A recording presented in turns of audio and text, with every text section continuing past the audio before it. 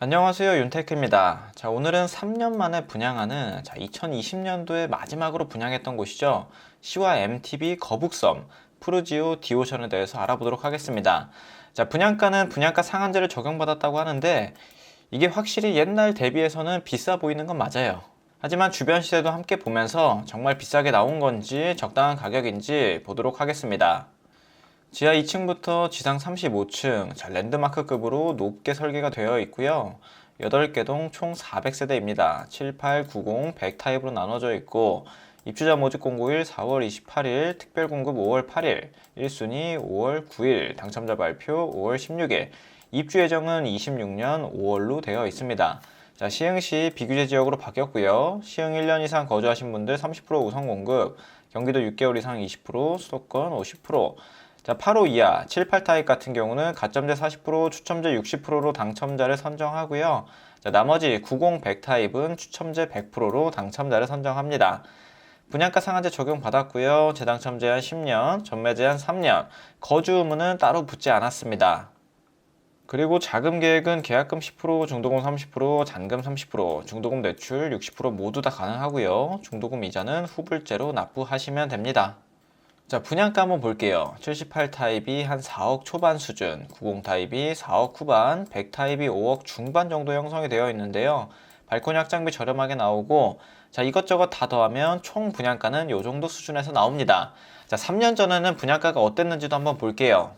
자, 7, 8 타입의 분양가가 4억 초중반 정도였죠. 자, 2020년도 4월 17일에 나왔던 더 퍼스트 시흥, 여기 한번 보겠습니다.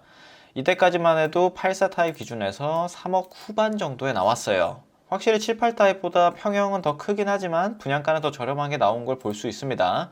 자, 이뿐만 아니라 금강 펜테리움 오션베이, 여기도 84 타입 3억 후반에 나온 걸 볼 수 있고요. 뭐 다 비슷한 수준에서 나왔습니다. C와 MTB도 마찬가지로 나왔고, 자, 그리고 마지막에 분양했던 호반 서밋, 여기 같은 경우는 84 타입이 4억 넘겨서 나왔었습니다. 자, 그래도 경쟁률을 보면 두 자리 경쟁률로 나왔고 커트라인도 이 정도면 낮은 수준이라고 보긴 힘들죠. 84 타입은 50점대는 됐어야 당첨되는 수준이었습니다.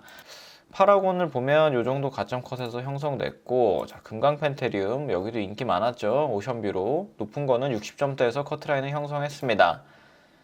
자, 더 퍼스트 시흥 여기 같은 경우도 뭐 낮지 않은 경쟁률로 완판됐었습니다. 여기도 분양했을 때 부동산 상승기임에도 불구하고 뭐 공장단지 주변이니 냄새가 안 좋니 하면서 안 좋은 여론이 굉장히 많았어요.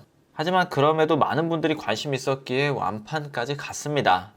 근데 요즘 같은 경우는 부동산 분위기 자체도 좋지 않고 분양가도 3년 전 대비해서 어느 정도 올랐기 때문에 100% 투자로 접근하기보다는 실거주로 접근하시는 게 맞습니다. 자, 어떤 청약이든 지금은 실거주로 접근하시는 게 좋고요. 뭐 남아있는 청약 중에서 과천 지식정보타운 뭐 S2 요 정도 되지 않는 이상은 투자보다는 실거주로 접근하시는 게 맞다고 보여집니다. 자, 이어서 자금 계획 보면요. 90 타입 한 5억 잡고 100 타입 5억 5천 잡고 계약금 10%만 있으면 입주 시까지 필요한 금액은 없습니다. 하지만 뭐 중도금 이자라든지 이런 것들은 전부 다 나오겠죠. 입주 시점에는 한 1억 5천에서 2억 정도 있으면 되고요. 뭐 필요 비용까지 합치면 2억 넘게 필요할 것 같습니다. 전세 준다고 했을 때는 뭐 대략적으로 한 2억 5천 정도 있으면 될 것 같고요. 자, 그리고 입지 환경을 보게 되면 여기 거북섬 공원 바로 앞쪽에 들어옵니다.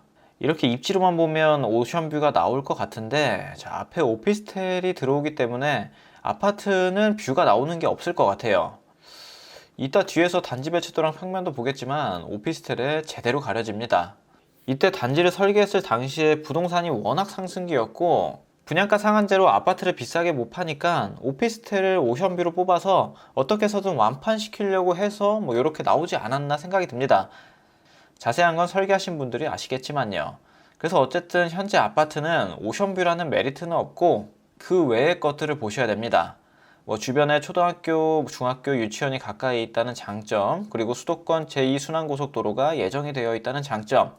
자, 이 고속도로를 이용하면 송도까지는 굉장히 가까워지겠죠. 10분 이내에 도달할 수 있을 것으로 보여집니다. 그리고 여기가 인공서핑 웨이브파크가 있어서 분양하시는 분들이 이 주변에 있는 것들 굉장히 많이 분양했었습니다.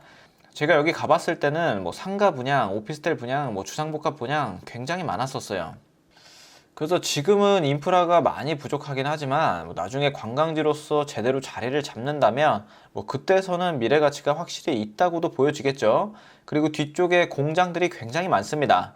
이쪽 공장에 다니시는 분들은 직주 근접으로 굉장히 가깝지만 이쪽이 직장이 아니신 분들한테는 이 공장 많은 게 그렇게 좋다고는 볼 수 없어요. 전체적으로 봤을 때 시화공단은 마이너스인 부분이 더 크다고 보여집니다. 그리고 지하철역도 상당히 멀리 있는 걸 볼 수 있고요.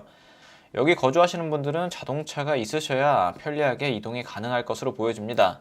그리고 여기 단지의 장점을 찾아보면 분양가 상한제 적용됐죠.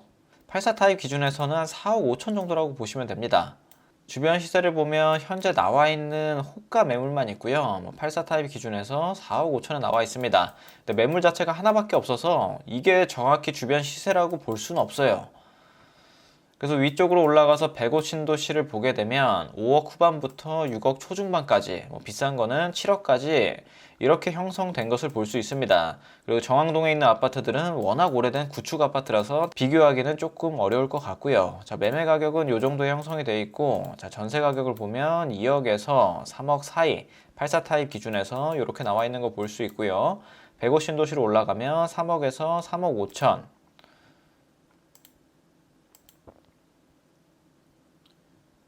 그리고 융자가 어느 정도 껴있는 거는 2억 3천에도 나와 있는 것을 볼 수 있습니다. 요즘 전세 사기도 있고 해서 전세를 기피하는 경향도 있고요. 매매가가 떨어지면서 전세 가격도 많이 떨어진 영향도 있습니다. 그래서 지금은 전세 시장이 좋진 않지만 그래도 확률적으로 봤을 때 완공되는 26년 5월에는 지금보다는 높은 전세 가격을 형성될 가능성이 높아요. 하지만 미래는 가봐야 알겠죠. 이렇게 매매가랑 전세 가격이 떨어질지 아무도 예측 못했을 겁니다. 자, 그리고 뛰어난 교육 인프라라고 하는데 그렇게 뛰어나기보다는 그냥 가까이에 위치한 걸로 볼 수 있고요. 그리고 주변에 상권은 정말 잘 형성이 되겠죠. 상권이 잘 형성이 되면 장점도 있고 단점도 있습니다. 슬리퍼 신고 편안하게 상권을 이용할 수 있다는 장점이 있지만 관광객들이 너무 많아지면 집 앞이 너무 복작복작해질 수도 있어요. 그래서 장단점이 확실히 있다고 보여집니다. 그리고 여기 또 장점이 커뮤니티와 기본적인 것들 다 들어오고, 자, 1일 3식 푸드케어 서비스, 자, 이런 것도 장점이 될 수 있습니다. 확실히 조식 주는 아파트들, 수영장 있는 아파트들은 메리트가 있어요. 그 외 헬스장이나 골프 연습장 이런 것들은 대부분 다 들어가기 때문에 크게 메리트 있다고는 볼 수 없습니다. 자, 그리고 제2순환고속도로 예정되어 있다고 하고, 자, 푸르지오 1군 브랜드 맞죠? 다음으로 단지 배치도 보겠습니다. 자, 절반 정도는 남향으로 구성이 되어 있고요. 또 절반은 동향으로 구성된 것을 볼 수 있습니다. 자, 여기 나와 있는 게 아파트들이고, 자, 아래쪽이 오피스텔. 아래쪽이 거북섬 웨이브파크 쪽인데, 자, 서해바다가 이쪽에 있습니다. 근데 오피스텔 동해 전부 다 가려졌고요. 그나마 조망이 나올 수 있는 게 204동 역인데, 나중에 주상복합 들어오면 여기도 가려질 것으로 보여집니다. 만약에 오션뷰가 나왔다면 아까 봤던 프리미엄에 오션뷰란 얘기가 있었을 텐데 없는 걸로 봐서는 오션뷰랑은 거리가 먼 단지 같아요. 이게 서해바다를 앞에 두고 이렇게 설계한 거는 확실히 아쉽다고 볼 수 있습니다. 여기 설계하신 분들도 현재 분위기가 이럴 줄은 예상 못 하셨겠죠. 그래서 오피스텔이 확실히 오션뷰의 메리트는 있지만 분양가가 비싸게 나온다고 하면 미분양이 날 것 같습니다. 자, 동호수 배치도 이렇게 형성된 거 볼 수 있고요. 자, 22층에 피난 대피층이 있네요. 이렇게 중간에 피난 대피층이 있을 때는 21층, 위층에서 층간소음 발생 안 하겠죠? 23층 같은 경우는 1층처럼 마음껏 뛰어다녀도 됩니다. 21층, 23층은 확실히 메리트가 있을 거예요. 자, 그리고 평면도를 보게 되면 78 타입, 176세대 나오고요. 4베이, 3베이 판상형으로 구성됩니다. 자, 침실 3은 위쪽으로 올라가 있고 주방 쪽에 팬트리 있고, 자, 기역자 주방입니다. 디귿자 주방보다는 덜 선호하는 형태로 나와 있고요. 그리고 주방이나 이쪽 창을 통해서 맛통풍도 가능합니다. 하지만 90 타입 같은 경우는 맛통풍이 불가능하게 되어 있고요. 이렇게 양창으로 통풍이 될 것 같습니다. 침실은 마찬가지로 3개 이렇게 있는 걸 볼 수 있고요. 드레스룸이 큰 특징을 갖고 있습니다. 176세대 모집하고 남향, 동향으로 다 빠져 있네요. 자, 100타입 같은 경우는 201동에 몰려 있고요. 남향, 동향 48세대 4베이 판상형으로 나와 있습니다. 유일하게 침실 4개로 나와 있고요. 주방창을 통해서 마통풍도 되는 구조로 잘 나와 있는 걸 볼 수 있습니다. 확실히 이 세 타입 중에서는 90 타입 인기가 가장 적을 것으로 예상이 되네요.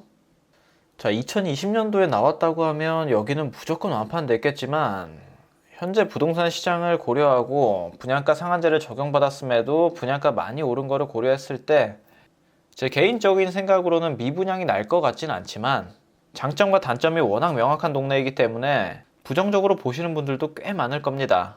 근데 장기적으로 봤을 때 그렇게 나쁘다는 생각이 들지 않기 때문에 시화공단 쪽에 일하시거나 송도 쪽에 일하시는 분들은 한 번쯤 고려해 보시면 좋을 것 같다고 생각이 듭니다. 내가 가진 자금, 청약 가점, 일자리가 어딘지 이런 거 고려하셔서 잘 판단해 보시길 바랍니다.